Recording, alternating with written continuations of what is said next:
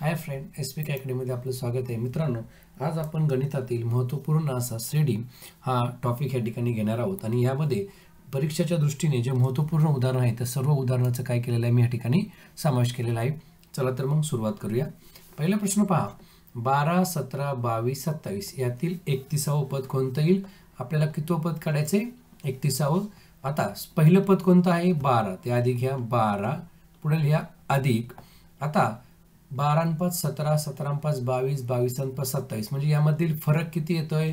फरक येतोय 5. तो फरक इथे घ्या 5. आता गुणिले करा, गुणिले 31वे पद सांगितले त्याच्यातून 1 मायनस करा. 31 वजा 1 बरोबर 30. जे आपल्याला शेवटचं पद दिलेलं आहे त्याच्यातून 1 मायनस करायचा. इथे आले 30. 12 अधिक 5 त्रिक 15, 150. 150 अधिक 12, उत्तर आलं आपलं 162. म्हणजे 31वे पद कोणतं येईल? 162. पुढील प्रश्नाकडे वळूया. 6ने भाग जाणाऱ्या 3 अंकी एकूण संख्या किती? आता पहा, 6ने भाग जाणाऱ्या एकूण 3 अंकी संख्या काढायची आहे. यामध्ये सर्वात मोठी संख्या आधी आपल्याला माहीत असली पाहिजे, 996 येते आणि सर्वात लहान येते 102. आता काय करायचं, ह्या ठिकाणी 996 मध्ये आधी 102 मायनस करूया. 6तून 2 गेले, खाली उरले 4, 9, 8, 894. आता या ठिकाणी लिहून घ्या 894 भागिले 6, कारण 6ने भाग जाणाऱ्या पाहिजेत म्हणून या ठिकाणी भागिले 6 करा. 3 असेल तर 3 करा, 9 असेल तर 9 करा, बरोबर n वजा 1. आता पहा, n म्हणजे काय? एकूण संख्या, त्यातून काय मायनस करायचं? 1 मायनस करायचं आहे. ह्या पूर्वीच्याच उदाहरणामध्ये आपण पाहिलं की शेवटची जी संख्या होती, शेवटचं जे पद होतं त्याच्यातून किती मायनस करायचा? 1 मायनस करायचा आहे. या ठिकाणी आपण 1 मायनस केलेला आहे. आता आपण या ठिकाणी भाग देऊन पाहूया. 6 एके 6, खाली उरले 2, 6 चौक 24, खाली उरले 5, 6 9 54, म्हणजे इथं आले 149 बरोबर n वजा 1. आता पहा, हे वजा आहे, तिकडे आलं काय झाले? अधिक. म्हणजे n बरोबर 149 अधिक 1, n बरोबर 150. म्हणजे 6ने भाग जाणाऱ्या 3 अंकी एकूण संख्या किती आहेत? 150. पुढचा प्रश्न पहा, मानवीच्या बँकेत 8,000 रुपये बचत आहे. ती आता दर महिन्याला 400 रुपये बँकेत जमा करते, तर 26व्या महिन्यानंतर तिची एकूण बचत किती? आता बघा, ह्या ठिकाणी कितव्या महिन्यानंतर काढायची आपल्याला? 26व्या महिन्यानंतर. आता सुरुवातीची बचत आधी ह्या ठिकाणी लिहून घ्या 8,000 अधिक. आता दर महिन्याला ती किती रुपयाची बँकेत जमा करते? 400. इथे घ्या 400 गुणिले. आता ह्या पूर्वीच्याच उदाहरणामध्ये मी तुम्हाला समजून सांगितलं होतं की ह्या ठिकाणी 26व्या महिन्यानंतरची बचत काढायची, म्हणजे ह्या ठिकाणी 26 वजा 1 करा, कारण आपण पहिली बचत ही ऍड केलेली असते. किती आलं इथं? 25. आता 8,000 अधिक 500 500 25 चौक 100. 8,000 अधिक 10,000 बरोबर आपलं उत्तर आलंय 18,000. 500 500 25 चौक 100,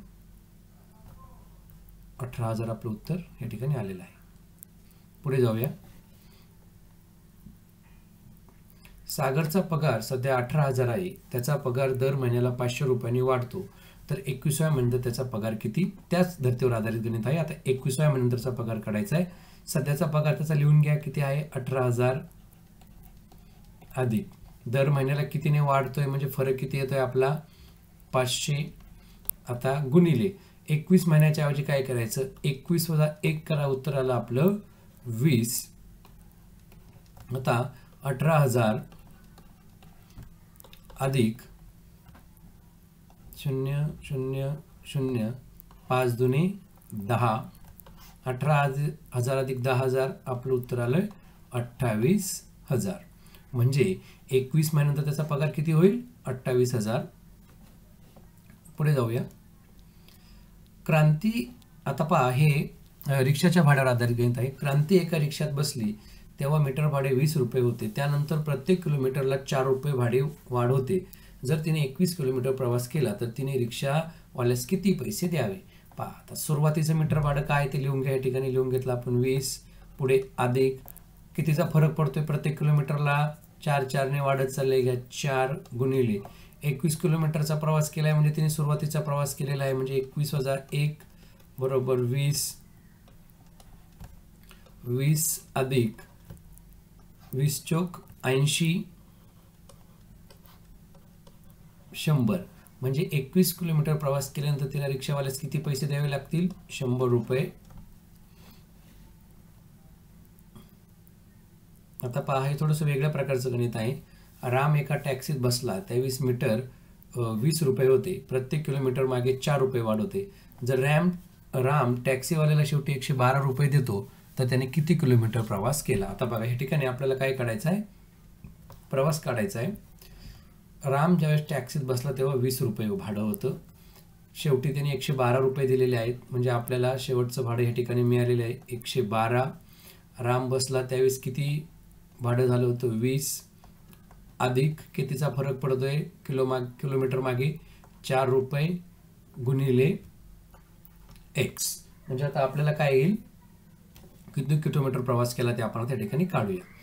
आता पहा या ठिकाणी 112 बरोबर 20 अधिक 4 गुणिले x किती आले आपले 4x.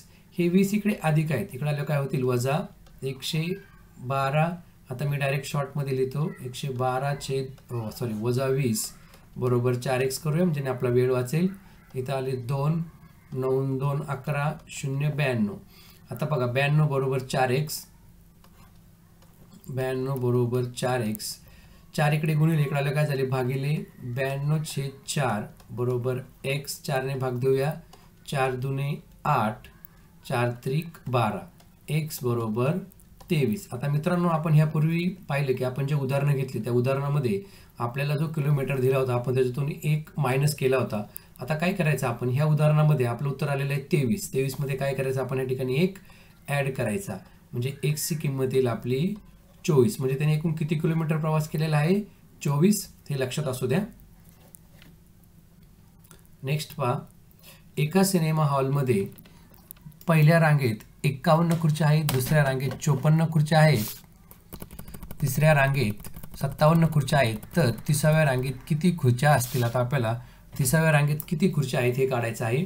सेम ज्या पद्धतीने आपण ह्यापूर्वीचे गणित सोडवली 30 मेथड या ठिकाणी पहा.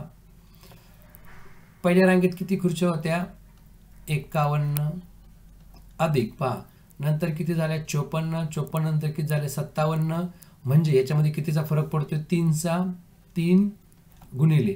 आता पहा ह्या ठिकाणी 30 आहे तर 30 न घेता 30 मधून वजा 1 करा कारण पहिली रांग आपण ह्या ठिकाणी घेतलेली आहे 29 म्हणजे किती खुर्च्या असतील 30 म्हणजे आपण ह्या ठिकाणी किती घ्यायचे 29. आता 51 या दोघांचा गुणाकार करूया 3 9 27 7 8 आले 2 3 दुने 6 2 8 87 51 अधिक 87 करूया 7 आणि 1 8 8 आणि 5 13 138 म्हणजे 30व्या रांगेत किती खुर्च्या येतील 138.